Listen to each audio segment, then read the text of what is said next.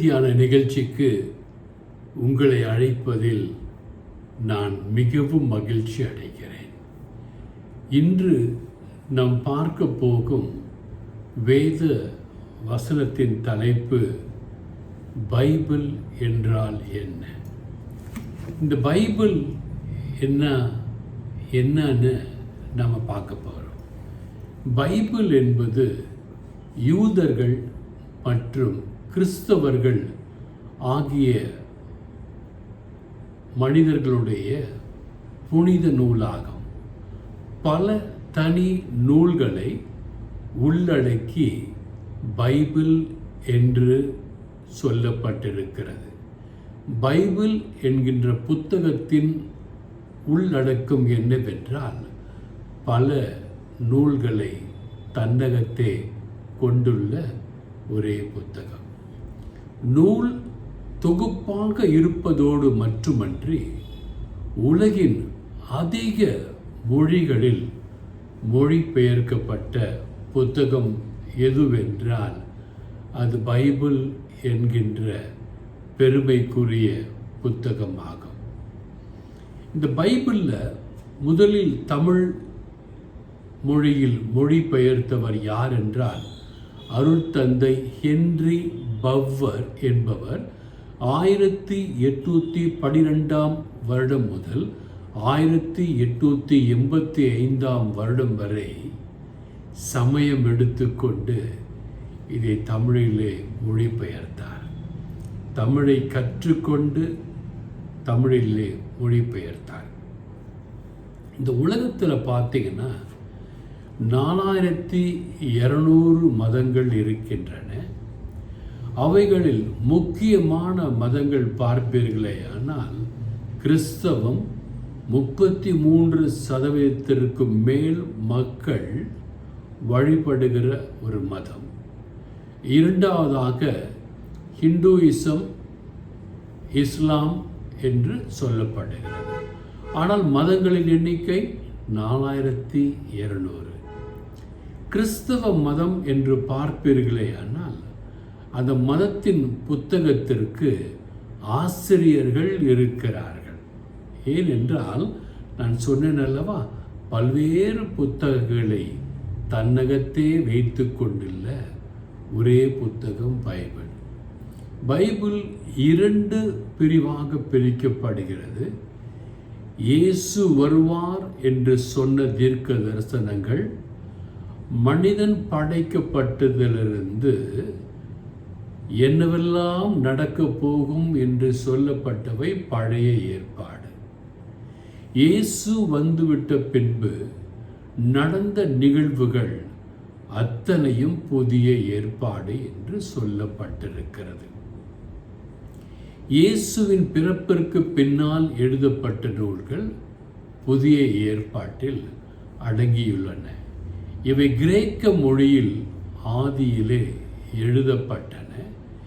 Bible ஆசிரியர் என்றாலும் மூல ஆசிரியர் கடவுள் என்பது ஆணித்தரமாக வெளிச்சமாகிறது.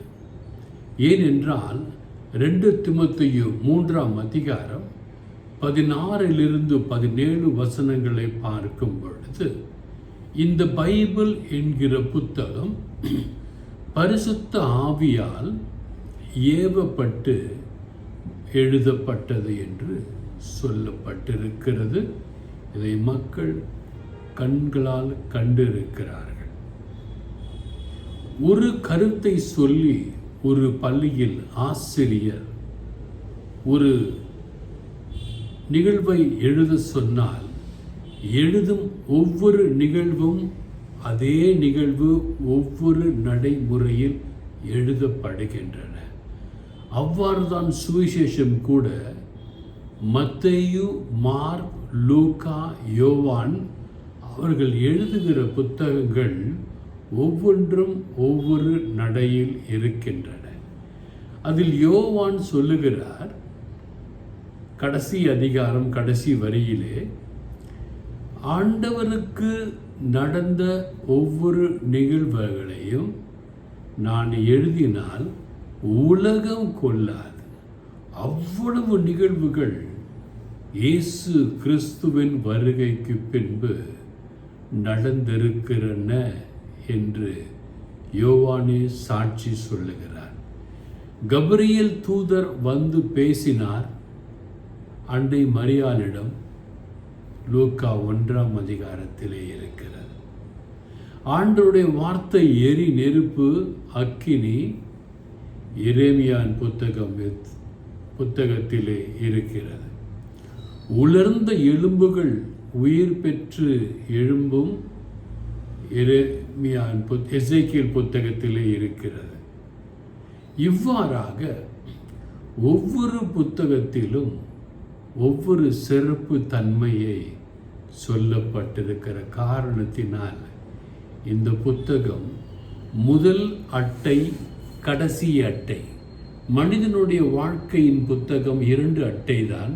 முதல் அட்டை அவன் பிறப்பு, 2வது அட்டை அவன் இறப்பு, நடுவிலே நடப்பவை நிகழ்வுகள், அவை அவனே எழுத வேண்டும்.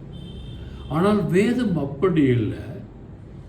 நடந்தவை, நடக்கிறவை, நடக்கப் போகிறவை அனைத்தையும் உயிருள்ள வார்த்தைகளால் வேதத்திலே சொல்லப்பட்டிருக்கிறது. மனிதன் எவ்வாறு வாழ வேண்டும் என்று வேதத்திலே சொல்லப்பட்டிருக்கிறது. நீ எந்த பாவங்களை செய்யக்கூடாது என்று வேதங்களில் சொல்லப்பட்டிருக்கிறது. முக்கியமான 2 கட்டளை என்ன வேதத்திலே சொல்லப்பட்டிருக்கிறது. நீ ஆசீர்வாதமாய் இருப்பாய் என்று வேதத்திலே சொல்லப்பட்டிருக்கிறது.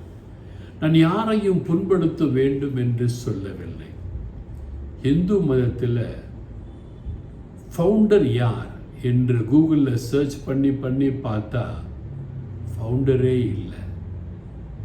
எத்தனை தெய்வங்கள் இருக்கிறார்கள் என்று பார்ப்பீர்களே, ஆனால் 33 கோடி தெய்வங்கள் இருக்கிறார்கள் என்று சொல்லப்படுகிறது.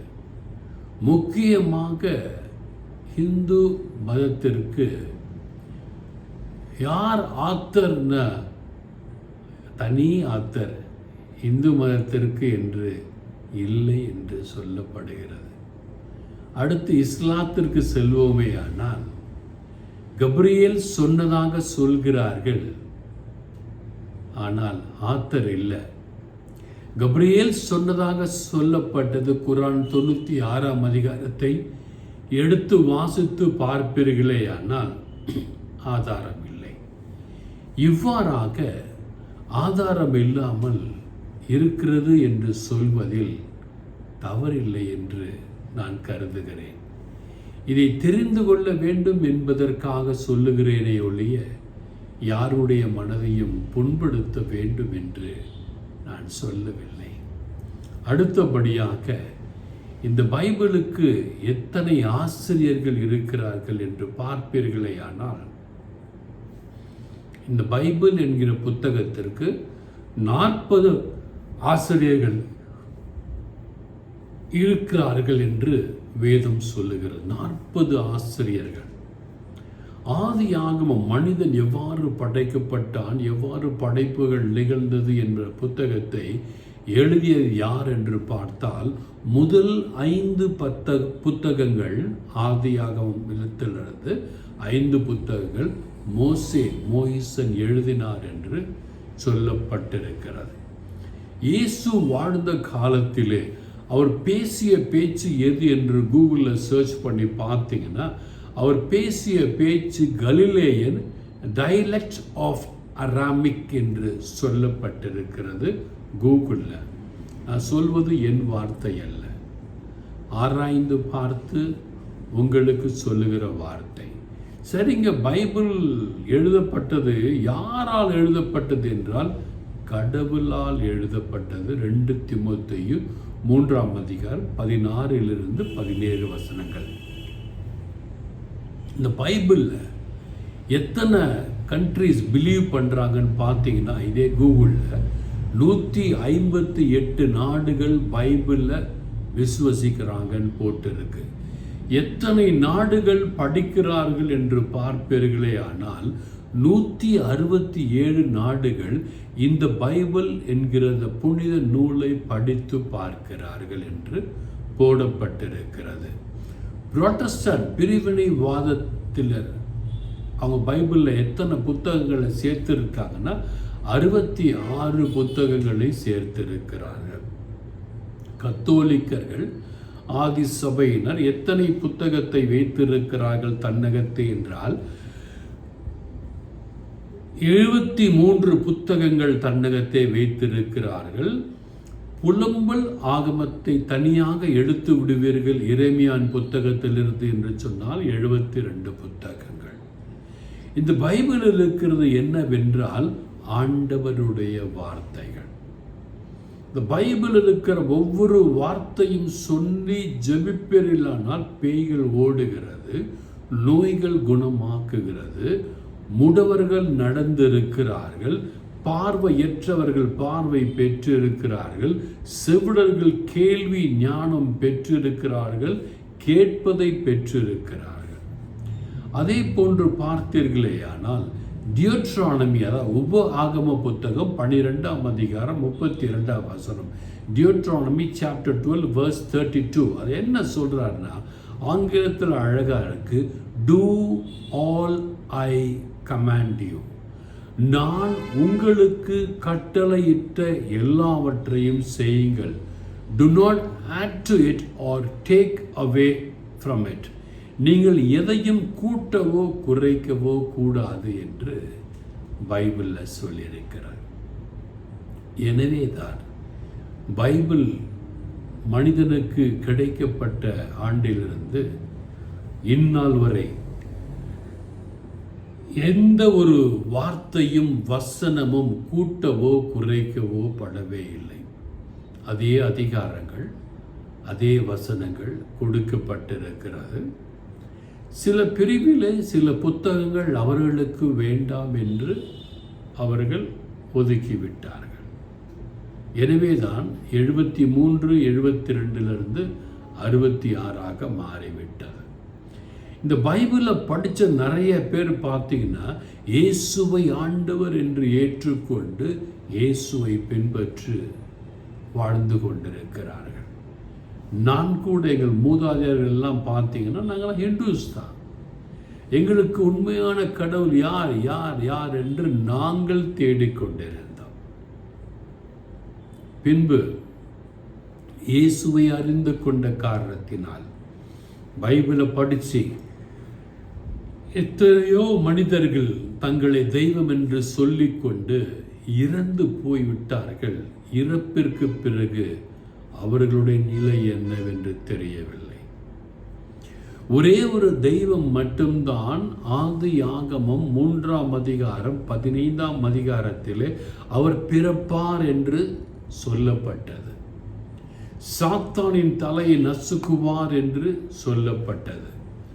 லூக்கா 1ஆம் அதிகாரத்திலே கபிரியேல் என்ற ஏஞ்சலின் மூலமாக இயேசு கன்னி தாயின் வயிற்றிலே பிறப்பார் என்று சொல்லப்பட்டது. திருவெளிப்பாடு புத்தகத்திலே 1ஆம் அதிகாரத்திலே 8ஆம் வசனத்திலே ஐ ஆம் தி ஆல்ஃபா அண்ட் ஒமேகா, நான் மட்டுமே ஆதியும் அந்தமுமாய் இருக்கிறேன் என்று சொல்லப்பட்டது. யோவானுக்கு சுவிசேஷம் 8ஆம் அதிகாரம் 58ஆம் வசனத்திலே ஆபிரகாம் உருவாவதற்கு முன்னரே நான் இருந்திருக்கிறேன் என்று சொல்லப்பட்டது. யோவானுக்கு சுவிசேஷம் 1ஆம் அதிகாரம் 1 வசனத்திலே நான் ஆதியிலே வார்த்தையாய் இருந்தேன், 10ஆம் வசனம் அந்த வார்த்தையிலே மனு உருவானேன் என்று சொல்லப்பட்டது. இதே யோவானுக்கு சுவிசேஷத்திலே நானும் பிதாவும் ஒன்று என்று சொல்லப்பட்டது. இதே யோவானுக்கு சுவிசேஷத்திலே I am the light of the world, நானே உலகத்திற்கு ஒளியாய் இருக்கிறேன் என்று சொல்லப்பட்டது.